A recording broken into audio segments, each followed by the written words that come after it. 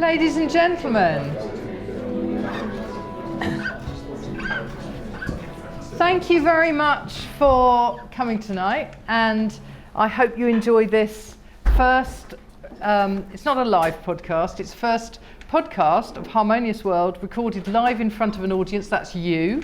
Thank you very much. And I'm going to be talking to Rob Luft, but he's going to play a little bit first, so you've got some idea of his style of music. Off you go.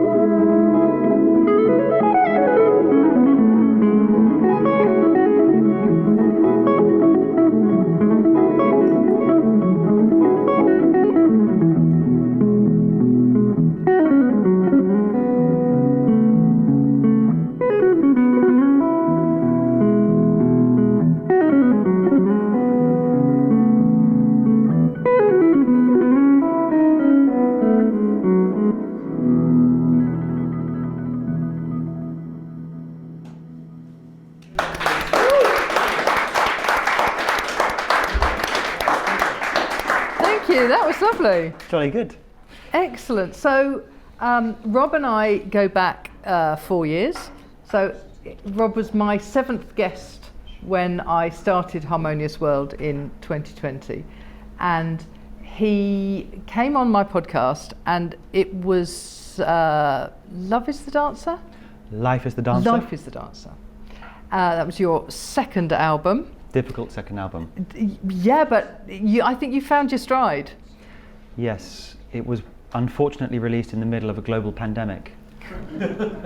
In hindsight, well, hindsight is a fine thing. Perhaps either I could have released it after the global pandemic, or the global pandemic could have released itself after the album released. Anyway, that's it. Yeah. And we've met up at various other things because Rob's been to Hitchin, to Club 85, to jazz up a few times, especially with your someone I always think of as your brother in arms, Corey Dick, yes, the drummer, my shipmate. Who is quite extraordinary. Yeah. And a basket case, he does this thing where he picks up a basket of percussion instruments, and you think he's going to do that thing where you pick something up. He doesn't. He plays the basket, and it's incredible. Yeah. And I think you both have that. Let's see what this sounds like. Mentality. Yeah, Corey's my ultimate sort of inspiration, really, because he's a jazz drummer, but he comes from Glasgow and has a very strong connection to Scottish folk music and Irish folk music, folk music of the British Isles, really. So the way he mixes that with his own jazz music and his own compositions and his own approach to playing and improvising, it's really nice. It's kind of one of those things that British folk music, it isn't seen as very cool by most people. It's all sort of put a fishy on a dishy, isn't it, really, a lot of it. So I think the way Corey's incorporated that sound into jazz and still made it quite modern and fresh, that's very much that's something for me to look up to always. Absolutely. So for the benefit of the audience who may not have heard our first podcast interview, tell us a little bit about how you came to be here and how you discovered that you could play the guitar like that. Well, I guess, as we mentioned before, we're both alumni of the National Youth Jazz Orchestra, which is known as NYJO, and they rehearsed every Saturday in Marylebone near the Edgware Road, and in this theatre, and you could just go along. It was very open and inclusive in the sense that there wasn't a sort of exam or an audition to pass. You didn't have to. It wasn't like that movie Whiplash, where the drummer gets sort of beaten into submission. It was just like, if you've got a guitar or a saxophone or a pair of drumsticks, come along every Saturday morning. And they had a junior band and a senior band, and at that time the senior band was going around the UK playing 150 gigs a year, and you'd get paid for it. So of course that was an inspiration also, because I realised at the tender age of 14 that if I got really good at this thing, I could jump on a bus in North London a few times a week, go all around the country playing in sort of corn exchanges and various theatres. I would get paid for my troubles, and I got to miss like GCSE maths and stuff at the same time. So I remember on the day of my GCSE maths exam, I had to sit it early in order to get to Ronnie Scott's on time to play with NYJO. So that's a good memory, So it was definitely worth learning to play this in order to do all of those things. But how did you get to that point where you had a guitar? My stepfather's a guitarist in a sort of failed rock and roll covers band, and I grew up with him, and I believe he's actually played at Club 85 a few times as well with his rock and roll covers band. That kind of figures for the general Club 85. Yeah. Apart from when it's jazz up, it also has rock and roll covers band. Yeah, absolutely. Okay, so he's probably, I think, played there. Right. And I grew up in Bromley in southeast London, and he, it's that old case of nature or nurture. I was just in the house, and he gave me a guitar when I was about 6 years old, and looked up to him a lot. And he's a good friend of Django Bates, and they went to secondary school together.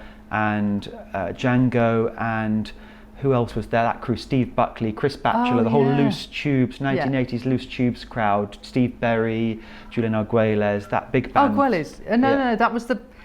So we've got these mutual friends, lots of mutual friends. In fact, I was in Loose Tubes for a little while. Okay, so there we are. So but Julian Arguelles had a brother called Steve Arguelles, and they weren't called Arguelles when I knew them, and we can't remember what their surname is. So perhaps if someone who's listening to this podcast remembers, you've remembered.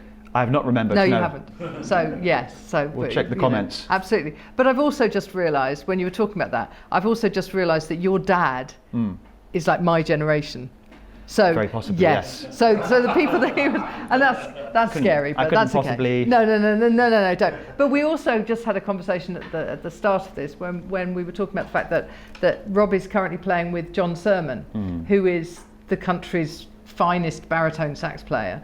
I defer to him. Absolutely, no, absolutely. And he is exactly 50 years older than Rob, so he's 20 years older than me, so that's okay. There we go. So, that is, I think jazz is based on these intergenerational connections, without which the music wouldn't exist. People like Miles Davis and John Coltrane were always playing in bands and hanging around with older musicians. That sort of passing of the baton, that's kind of how this music works. We don't have the blessing of a lot of classical musicians who get to play for, I don't know, Prince William's wedding or whatever it is. Jazz exists in dimly lit, underground, slightly damp clubs with various rodents running around amongst you. But we must, embrace these intergenerational connections, because that's how the music keeps going. Absolutely. When I started this podcast, the idea was to try and promote people like you who were releasing music out into the world. And people, how did you find out about it? Because there was no touring, there was no appearing on television, there was none of that, nothing. Yeah. And so I started it as a lockdown project, and haven't really stopped, which is fantastic. Quite, That's amazing. Yeah, well, I want to be promoting these kind of things. So we rely upon, I think when I started playing with Nigel, there was daily reviews in The Guardian for jazz, there was daily reviews in the Financial Times for jazz, there was daily reviews, and people were reading the newspapers, the broadsheets still, but even now, 15 years later, there's like one review a month for jazz in The Guardian, and the Financial Times is all but stopped, or whatever, these things that used to be sort of beacons for communicating about new releases, they've all disappeared. So many thanks to Hilary and my listeners. Yes, God bless. Yeah. But it's interesting because there's still a lot of music coming out, and it's because you can't stop, can you? If that's what you do, that's what you do. Yeah, I guess, and also,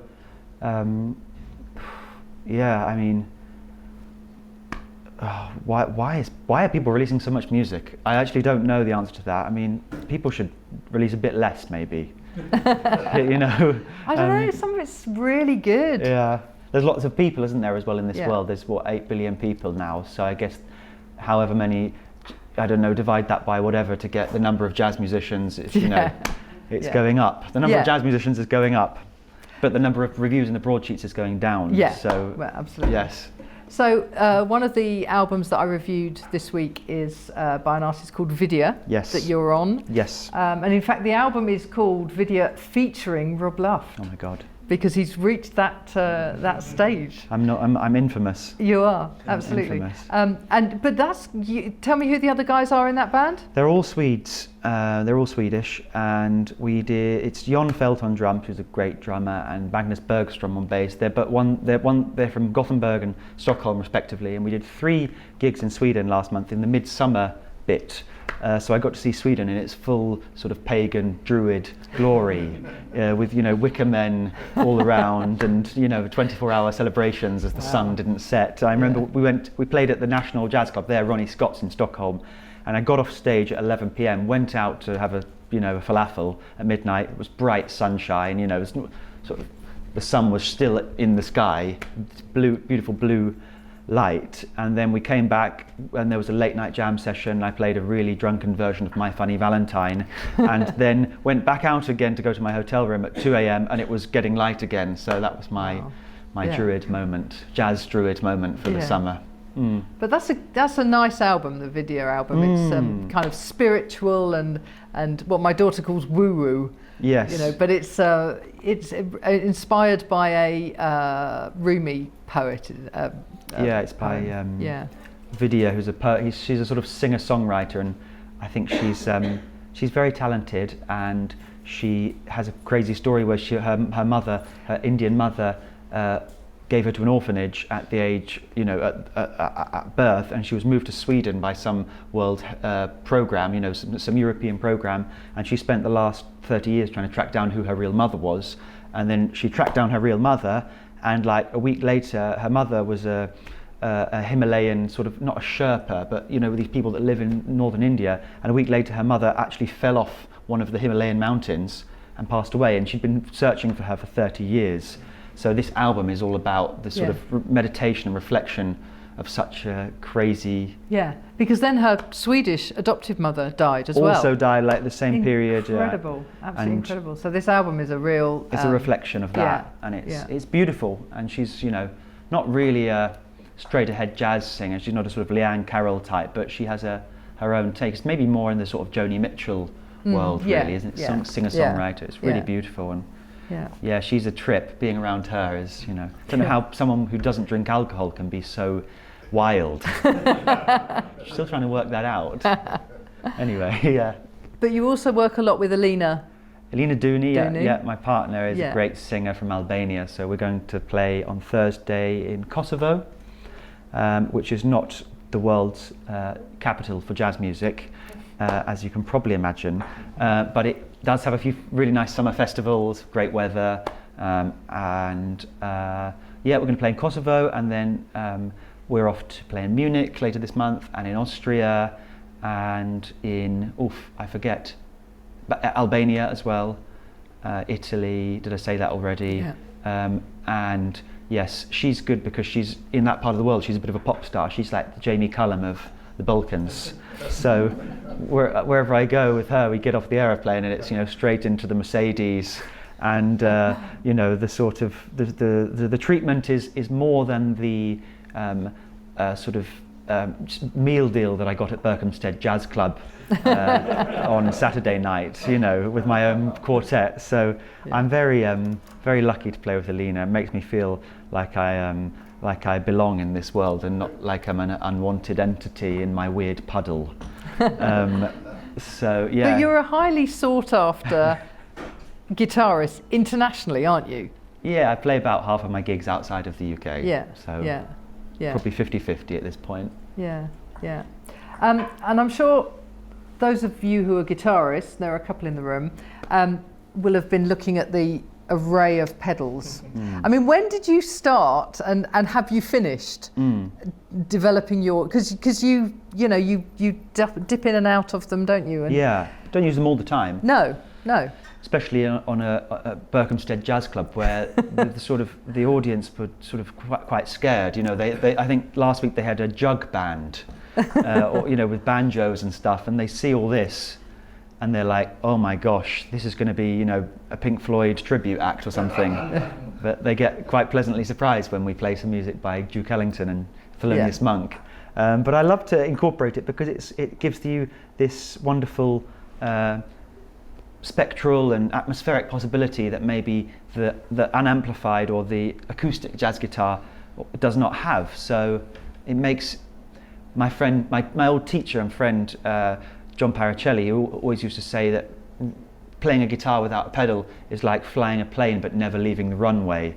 So I feel like these talent boosters give me the chance to get into the sky a bit, That's really interesting. I didn't know that John Paracelli was your teacher, because he's my generation, and he was one of those guys who was doing that kind of stuff, and I had no idea what he was doing. He'd be sort of at the side of the stage, just kind of noodling, like just crazy stuff. He's great. He's great, he really and he's one of the reasons I go, playing abroad a lot, and when Loose Tubes reformed, the 80s big band reformed in 2015, I would have been 21, and they were all like in their mid-50s at that time, and I guess John is the regular guitarist on Strictly Come Dancing. This is going to get better, this story, I promise. John, as part of his contract with Strictly, you have to be on screen. The band is on screen for Strictly Come Dancing, so you have signed this contract where you have to be on every single show, and it's a live band with the dancing, And Loose Tubes reformed for a 6-night run at Ronnie Scott's club, and I was 21 and had been having lessons with John for a couple of years when I was at the Royal Academy of Music in London, and John said to me, I've recommended you to Django Bates to dep for me. You will be the youngest by at least 30 years, but at the time I was sporting a very large beard, so it kind of made up for it as part of one of my many facial hair and head hair styles that Mr. John Morrow is currently making apparently a compendium of. Oh, you haven't got a beard yet? Okay, well you have to find a picture of me with Loose Tubes, age 21, slotting into the band. Anyway, so John got me on the Loose Tubes gig, and then after that I went on tour with Django Bates when Django Bates did this Sgt. Pepper. Oh, yeah, that's an amazing album. So I didn't play on the album, but I did the release tour, which is a big band reimagination of the Beatles' Sgt. Pepper's Lonely Hearts Club Band with a jazz big band. And we went all over Scandinavia in 2016, and that was kind of my window into international touring. And Django was just great. I mean, he got me singing various backing vocals, and I got to play one of those weird sitar guitars that George Harrison used to play to get that Ravi Shankar-esque tone, and it was just an amazing experience to just play a jazz version of Sgt. Pepper's Lonely Hearts Club Band. I mean, that's kind of a dream gig for a guitarist, a jazz guitarist. Yeah.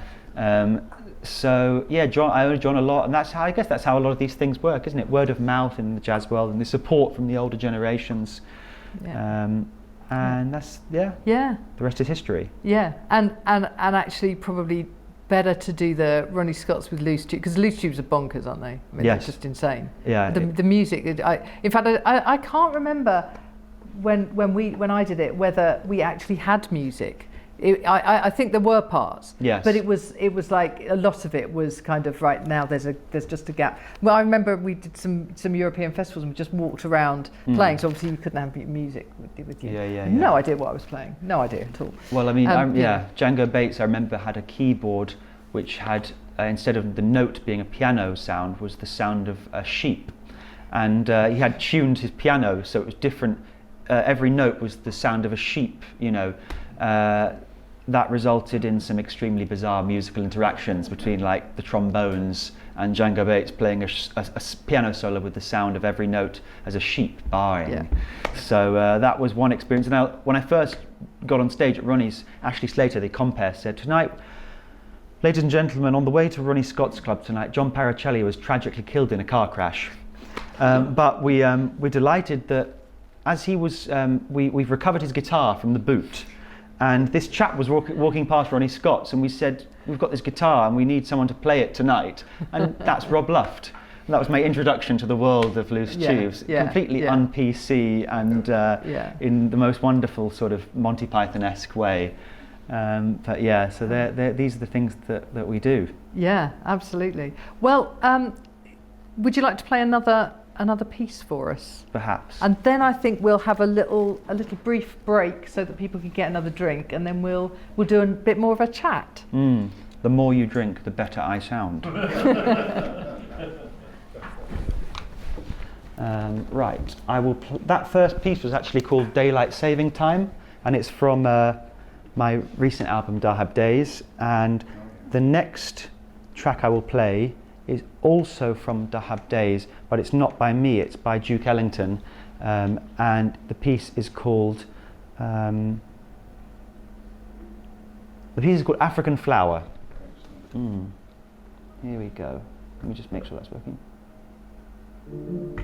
Yeah, that's working. Here we go.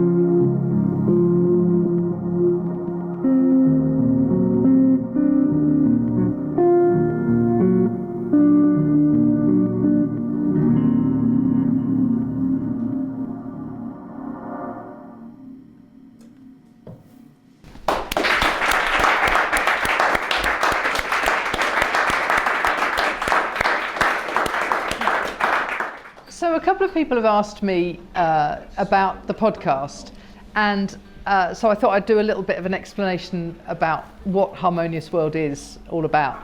And on your table you will see there are some bookmarks, and it would be lovely if you could take one. I have a new hashtag which is Share Harmony, and so on social media I'm using that all the time, and I'd love it if more people did, because what the podcast is about.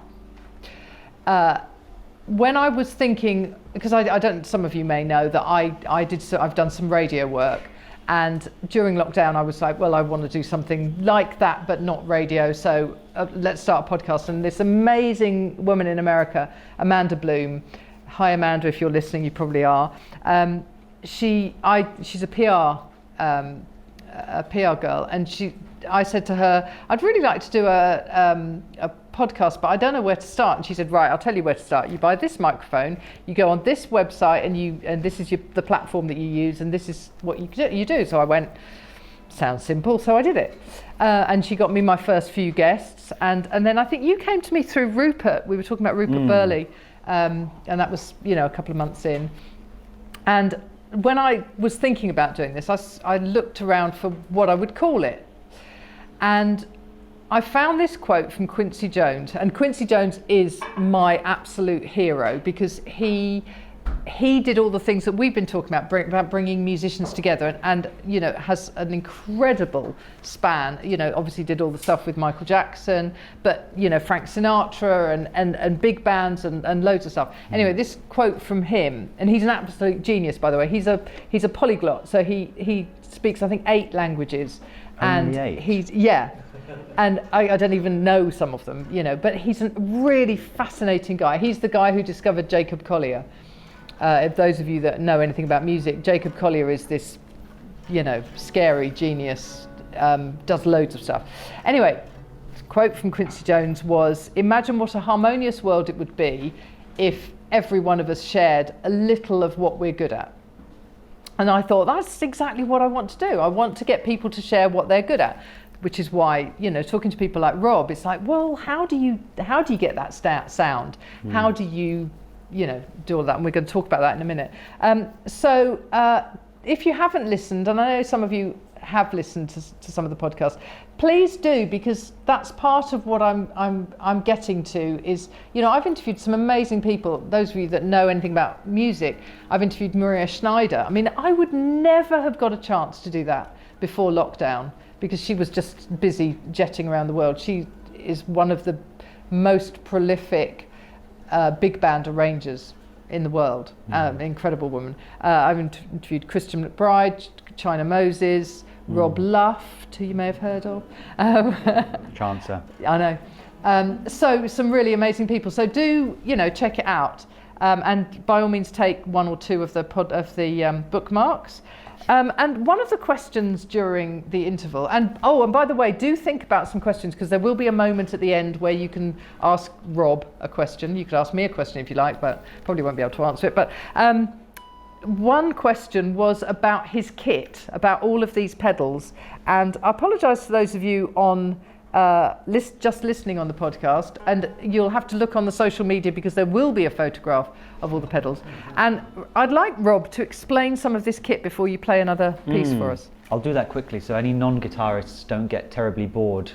I feel like this is one of those isolating topics, having had many non-guitar playing partners, girlfriends over the years. The minute the pedals get mentioned, they run away. Anyway, I'll do a quick little. The most typical one I use is a delay pedal to make the guitar sound like, I don't know if you remember that Brian Eno series of albums, there, I think Music for Airports. A lot of that was using delay and reverse, and so whatever I would play, whatever he would play on his piano or whatever he was working with, synthesizer, it would get played backwards. So for example, if I go like, let's say like this, play a phrase like that. I'm going to do it now with the reverse on. So it plays it backwards. And you can hear that even clearer here actually if I go.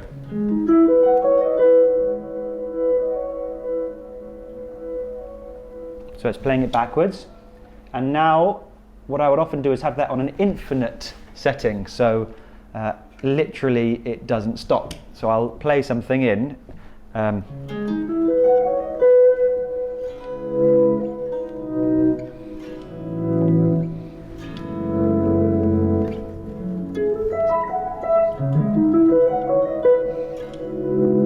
Here it comes.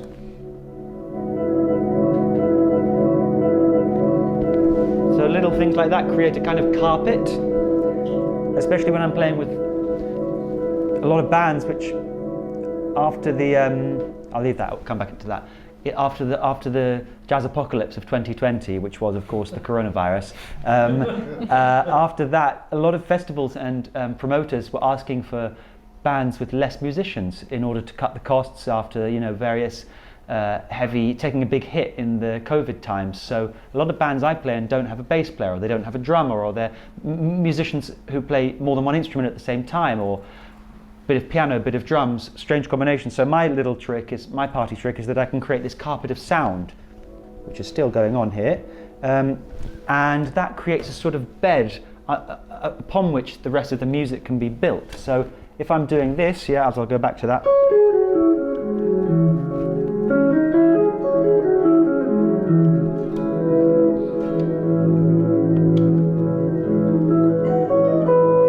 There it is. And I can modulate the sound.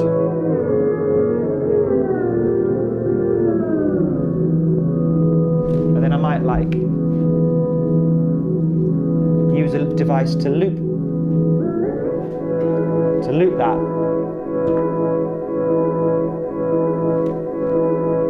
So then it's coming out of a different place. It's coming from here, and then I might, because of the aforementioned jazz apocalypse, I might need to play the bass over the top of that, which would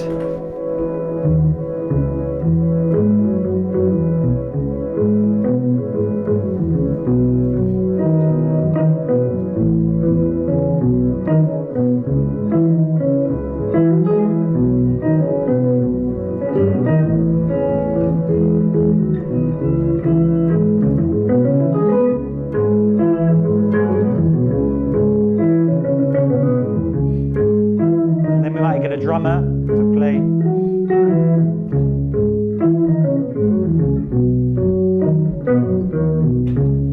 And then I might be required, while that's still looping, I might be required to play like a solo over the top of that, but for it to sound like, let's say, a flute. So then I come in with a sort of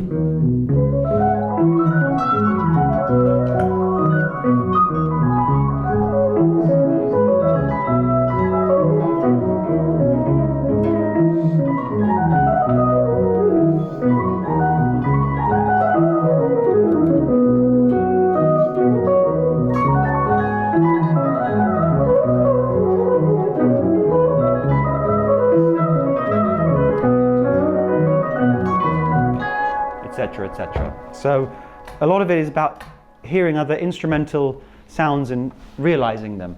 And whilst I'm not like Jacob Collier, who I went to the jazz, I did my jazz degree in the same year as Jacob Collier, and he's a really good friend of mine. I don't have the ability that he has to play 7 instruments and then have the Massachusetts Institute of Technology create holograms of him on stage. So he literally plays the instrument and they make a sort of artificial hologram of him playing the double bass, and he runs to the piano, plays a bit of piano, and the hologram stays there. I'm pretty high tech, but I'm not that high tech. You know, I'm still basically an analog man in a digital world.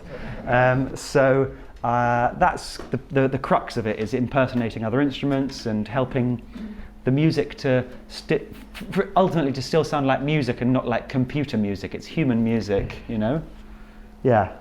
Does that explain something? Yeah, it absolutely did. And I think that's really interesting because it is absolutely still music. And one of the things that I did when I do get very organised, I love a spreadsheet. And I love my folders being all organised on my computer. So when I started my podcast, the first thing I did was I had a Harmonious World podcast, and I had a jazz downloads podcast so that I could feed in all of the stuff, because of course people weren't sending me CDs, they were sending me downloads links, and so and then I had a classical downloads, and that lasted about a month, and then I went, I don't know, I can't put people in boxes, because actually there are elements of the improvised and the written in almost every genre, and I often talk to classical musicians. I talk to a flautist who I'm going to interview properly. I interviewed another friend of mine at Abbey Road in February, and he was doing a flute concerto, and there was a cadenza, and although it was written, he kind of went to the composer. They're sitting in Abbey Road, and I'm in the control room trying to be very, very quiet and not say, can't hear the bassoon very, and the flautist went, I really like that cadenza, and I really like what you've done with it, Michael, and it's really nice, but could I try a different one? And so he did a different one, which was incredible. He's got this gold flute. It's like the most beautiful thing you've ever seen. And it just sounded amazing. And I think that's one of the things that I like about contemporary music, is it's difficult to categorise. You were talking about Corrie and that Scottish folk influence. Fergus McCready, he's another one. By the way, is he Tom McCready's brother? No, they're not related. They're not related, and Tom McCready is very sad. Tom McCready, whose name is actually Tom McCready, he's from Wakefield, and he's terribly sad about the emergence of the upcoming young Scottish jazz piano player Fergus McCready, because it now means that all jazz promoters call Tom McCready Tom McCready. Yeah, well, as I just did. But that's that's part of an in-joke where my bunch of merry men, including Corrie Dick, all now call Tom McCready McCready. So if you could just perpetuate that and keep calling Tom McCready McCready, I'd really deeply appreciate that. Yes. Absolutely. But yes. But he's so Fergus McCready does the same thing with folk music from Scotland, and he appears to do a lot of hiking around the Highlands and then going back and writing this stunning music. He lives a life of leisure, these London jazz musicians like myself who are trying to do 3 gigs a day 7 days a week, travelling all around the world, Albania one day, USA the next day, and then Berkhamsted the next day. Fergus spends half of his time up the Munros of the Scottish Highlands. Absolutely, yeah. It's, a life of Riley. Absolutely. So has anybody got a question that they'd like to ask Rob? Has somebody got a burning question that's occurred to them while we've been talking? If not, we'll carry on. But I have a question. It's something I always like to ask musicians. What are you listening to at the moment? Great question. Well, until this afternoon, the sun's been shining, so it's basically been the Beach Boys album Pet Sounds for the last month. I just think it's one of the finest pop albums. Is it pop? I guess it is really sort of 60s pop, isn't it? And it's full of so much good arrangements. And there's a documentary about the making of it with Brian Wilson, and there's all these session musicians on who are playing the guitars and bass and drums on that album. And Brian Wilson's out the front in this scene that I'll never forget on that, where Brian Wilson's sitting on the front of a car, on the bonnet of a car, smoking a joint, and in the middle of the session, and one of the session musicians comes out, these hired, guns for hire guitar players from the 60s, and says, we do 4 sessions a day, but this Pet Sounds malarkey, this is something a bit special.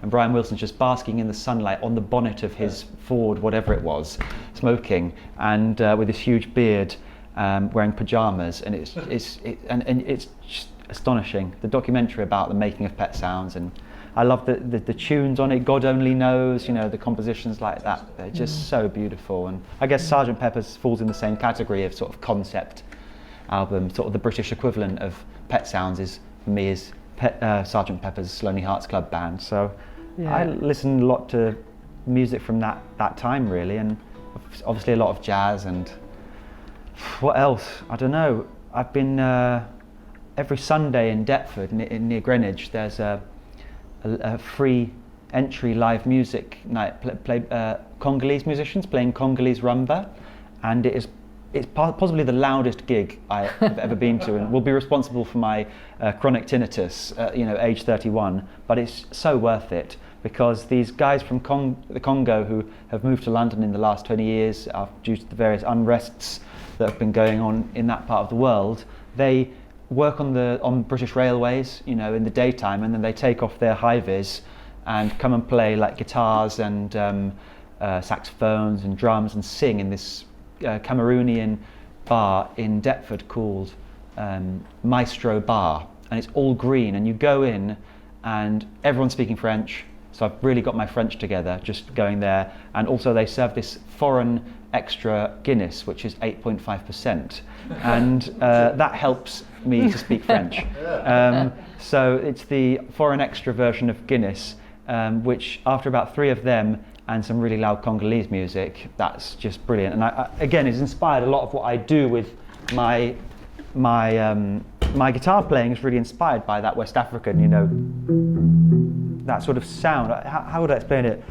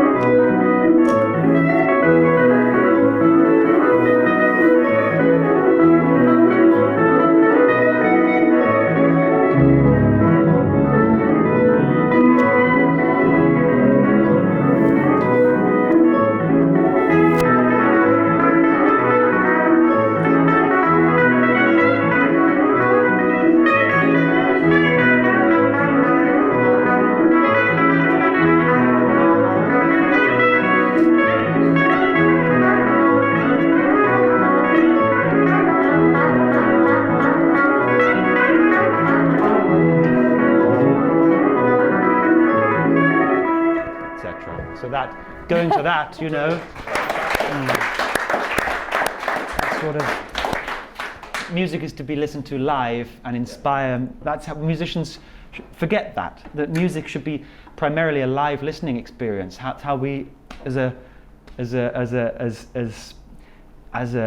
community, we used to listen to, before recordings, we used to listen to live music, and it hits you in the face so directly. So I'm trying to reconnect with that, despite, as I say, doing 3 gigs a day around London and various other places. So yeah, that's worth checking out. Maestro Bar in Deptford. Yeah. Fantastic.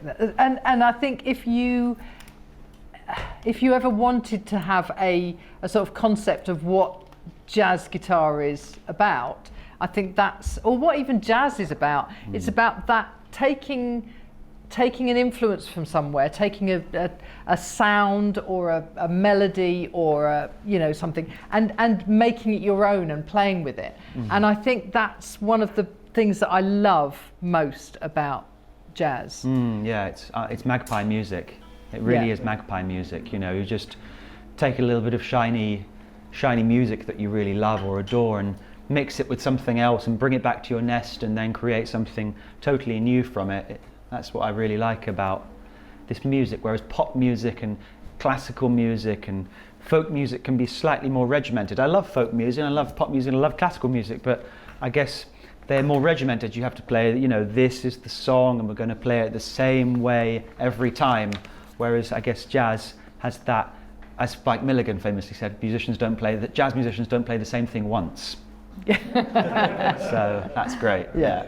I love a Spike Milligan quote. He has some great ones, some brilliant ones. So last time I interviewed Alina, it was about A Time to Remember, which has come out. And obviously you've got Dahab Days, which came out last year as well. Yeah. So what's next? What's next? Good question. Well, I'm on the road with John Sermon at the moment, and that's been amazing. We were in Istanbul a couple of weeks ago, and apart from lugging his baritone saxophone around various European airports, it's amazing. Yeah. Played at Ronnie Scott's club about 3 weeks ago. We Manchester Jazz Festival. We're in Finland.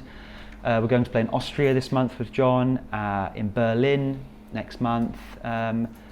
I felt like last year I sowed a lot of musical seeds, and this year I'm picking the fruits of those seeds, with various recordings that came out at the back end of last year. And I wrote this huge piece for the BBC Concert Orchestra, which John took some photos of. I wrote a piece for guitar, bass, drums, plus a 72-piece symphony orchestra, and that was a rather large undertaking.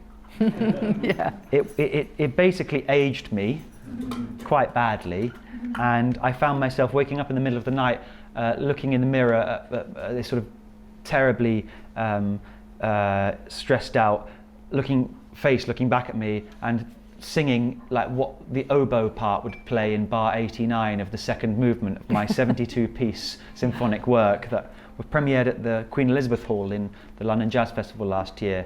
So that was another seed sown, and I now feel like I have to, after doing that, just catch my breath a little bit. But despite that, I'm still doing about 180 gigs this year, in about 28 different countries. So I'm not really stopping much, but it's very much a year of touring. I hope to record again for ECM, the German label who've released John Sermon's album and two with Alina. I've reduced some of those pieces down from that orchestral work to just solo guitar, which, believe it or not, is possible to reduce a 75-piece symphonic work down to just 6 strings. So I mean, maybe you want to hear that. That would be nice. Yeah. That's the first movement of the work, which was called From Silence Music is Born, and the first movement of this was called As Time Passes, and I wrote it for a Norwegian bass player, Arold Anderson, and the album came out with him about a month ago. And next year we'll be touring with Arold to talk about a gig at Ronnie Scott's club. And anyway, I'll just play a little bit of this so you hear it.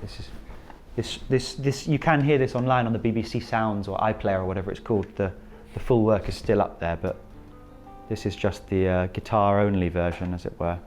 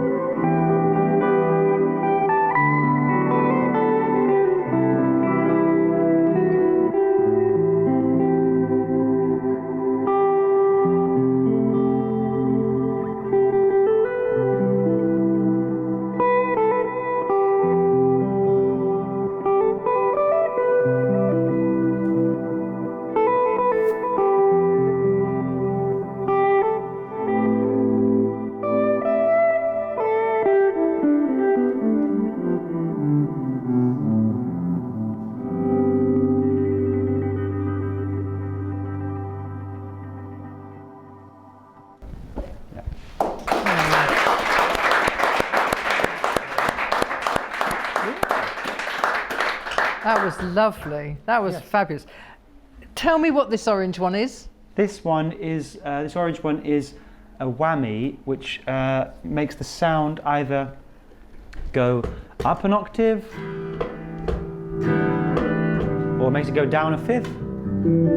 I love this guitarist from America who was part of that Beach Boys session group. He was Glyn Campbell, of course, you know, used to play the baritone guitar, which has this meaty sound that normal guitars don't have, and it's not quite like a bass. A bass is really low, that's like... But the baritone guitar that Glyn Campbell used to play has this really nice touch to it. And then, yeah, this is a sort of all-purpose talent booster, can do anything. I was very happy last year, around this time of year, I was playing in a provincial jazz club in somewhere near Cardiff, and the promoter came in and saw this and he went, "You've got a bloody LGBTQI plus pedal board." I just thought that was the most Welsh intro to meeting him. "You've got a bloody because it really is the rainbow of pedals there. So that was a classic moment for British jazz. Absolutely. British jazz is in a weird place at the moment, I think. Yes. It's you were talking about the, you know, Berkhamsted Jazz Festival, and it's all kind of, you know, men of a certain age, and well, it's just you know. it's as Frank Zappa said about jazz in general. You could apply it to British jazz. British jazz isn't dead; it just smells funny. So I think yes, what to do? We survive on the support of clubs around the country. I did this tour with Dave O'Higgins, which just concluded on Saturday. It was a 45-date tour of England and Wales, and I think we played in almost every jazz club on this island, you know, and it was a real insight into the various working men's clubs of Sheffield and the golf clubs of Bromley, and it was just it was glamorous in its own way, you know. Filling up our flasks from the tap in the toilet, men's toilets, in order to get a bottle of water because the promoter had forgotten to bring them. It's very, keeps you very down to earth. You know, these are humbling experiences, the British jazz scene. So. And it's very well supported. You know, musicians from all over the world come to Britain to play because there is an audience for this music in this country, which in many countries there is not that groundswell of grassroots support for this music. So I know that I make sarcastic comments about it, but it is a beautiful thing, and it's supported by a community of really enthusiastic audiences, and as I say, people coming from all over the world. There must be something going for us in this musical nation. So we love you madly. Yeah. So have you played at Jazz Cafe Posk? I have played many times at Jazz Cafe Posk. It's a great little place, isn't it? That's amazing. If you get a chance to go there, it's sort of Hammersmith way, and it's in the basement of this place that was built. I thought it was a conversion, but it wasn't. It was built to be a cultural centre for Polish refugees and things immediately after the Second World War, and or maybe even before. Anyway, you know, that sounds 20th right. century, and but this jazz club, and it's only just sort of recently sort of started up properly. There's a great guy called Tomaz who is on the door, and it's absolutely amazing. We saw Darius Brubeck there with Dave O'Higgins. And that was incredible, and it's a great little club. It's a great club. I'm going to play there this year in the London Jazz Festival, not with a 72-piece symphony orchestra, mind you. With my quartet in this year's London Jazz Festival. We'll play at the Jazz Cafe Posk, and Tomasz has been so supportive over the years. He's I always mispronounce this word. He's indefatigable. Yes, he never tires of promoting jazz. So there's another example that you go down these stairs into this, what can only be described as a sort of communist style 70s Polish basement club, and all of a sudden a jazz band strikes up and starts playing, and it all makes sense. Especially last year we did a jazz festival gig there playing the music of Tomasz Stanko, who was the sort of Poland's answer to Miles Davis, and achieved a bit of fame because he wrote the music for an American series called Homeland. which Yeah. was on HBO or something, 15, 20 years ago. And Thomas Yeah. Stanko wrote the music for it and played trumpet on it. Unfortunately, his teeth had all fallen out. So Homeland, the directors of Homeland decided to pay him in advance so he could get his teeth replaced. And then he started playing the trumpet again. It was a wonderfully sort of East European story of music and madness all converging. Absolutely. And I played his music at the Jazz Cafe Post, the Polish Jazz Cafe, last year. And the Polish TV came, the Polish National TV came to film it, and I found myself being translated into Polish. Every announcement that I was making on the microphone was being translated into Polish for all these Polish audience that had come. It's quite an amazing space, really. Yeah, it really is. It really is. There are so many great jazz clubs, and it's good to know that you and Dave have been going around playing them. We love it. We live for it. We Yeah. live for it. The less glamorous, the better. Fantastic. Well, thank you so much. Unless anyone has got any other questions they want to ask, I'm done. We've answered everything. But thank you so much. Pleasure. It's been really good to chat with you, Rob. Pleasure. Shall I close out with a little snippet? I think that'd be nice. Yeah.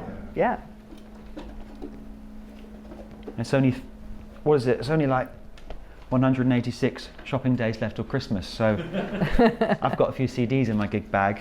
Yeah. So absolutely. come and say hello. He'll even sign them. I'll sign them, which will devalue them.